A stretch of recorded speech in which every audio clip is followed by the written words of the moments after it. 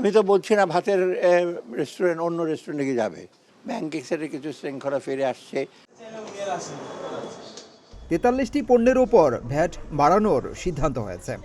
VAT বাড়ানোর সিদ্ধান্তে নিত্যপণ্যের দামে প্রভাব পড়বে না বলে জানিয়েছেন অর্থ উপদেষ্টা ডক্টর সালেহউদ্দিন আহমেদ। বৃহস্পতিবার সচিবালয়ে সরকারি ক্রয় সংক্রান্ত উপদেষ্টা পরিষদ কমিটির বৈঠক শেষে সাংবাদিকদের সঙ্গে আলাপকালে একথা জানান তিনি। ইনফ্লেশনের মেইন আমাদের ওয়েটটা ইন্ডিকেটরসগুলো হলো চাল, ডাল, এইগুলো আপনারা জানেন।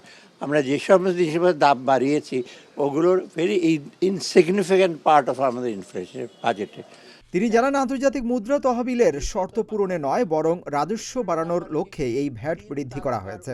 সাধারণ মানুষের উপর এই ভ্যাট বৃদ্ধির কারণে দৈনন্দিন জীবনযাত্রায় কোনো প্রভাব ফেলবে না। আমার এটা কোনো মনোবেদনার কারণ হওয়া উচিত।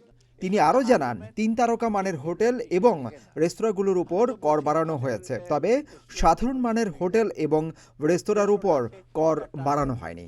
৩ তারকার উপরে যে রেস্টুরেন্টগুলো কেউ যদি আপনার একটা ফিক্সড অ্যামাউন্ট টাকা খেতে সেটা 10 টাকা যোগ হবে, আমার এটা কোনো মনোবেদনার কারণ হওয়া উচিত না। এই সমস্ত আর্গুমেন্ট ঠিক এগুলো এসে টেকে না। আমি তো বলছি না ভাতের রেস্টুরেন্ট অন্য রেস্টুরেন্টে গিয়ে যাবে। আর থ্রেশহোল্ড আছে যার টার্নওভার 50 লাখ টাকার উপরে, তারাই খালি এটার মধ্যে আসবে, আর অন্য কোনো ব্যবসাতে এটার মধ্যে আসছে না। চলতি বছরে দেশের অর্থনীতিতে স্থিতিশীলতা আসবে বলেও আশাবাদ ব্যক্ত করেন উপদেষ্টা। তিনি জানান, ব্যাংকগুলোর জন্য পর্যাপ্ত সাপোর্ট প্রদান করা হবে এবং সরকারের আগামী বাজেটে শিক্ষা ও স্বাস্থ্য খাতে বরাদ্দ বাড়ানো হবে।